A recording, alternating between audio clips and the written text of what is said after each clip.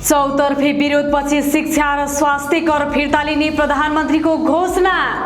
चौतर्फी विरोध र चर्को आलोचनापछि सरकारले शिक्षा र स्वास्थ्य क्षेत्रमा लागू गर्ने भनिएको 3% समता शुल्क तत्कालका लागि फिर्ता लिएको छ।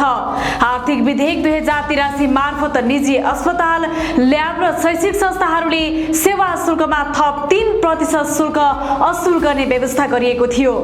दुर्गम क्षेत्रका नागरिकलाई गुणस्तरीय शिक्षा र स्वास्थ्य सेवा उपलब्ध गराउने, सीमान्तकृत बालबालिकालाई सहयोग गर्ने तथा स्वास्थ्य बीमा विस्तार गर्ने उद्देश्यले यो शुल्क ल्याइएको बताइए पनि सेवामै अतिरिक्त भार थपिएको भन्दै अभिभावक र बिरामीबाट व्यापक असन्तुष्टि व्यक्त भएको थियो।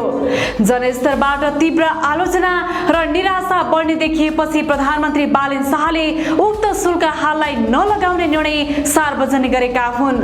अर्थमन्त्री डाक्टर स्वर्णिम वाग्लेसँगको परामर्शपछि प्रधानमन्त्रीले यस्तो निर्णय लिएको बताइएको छ।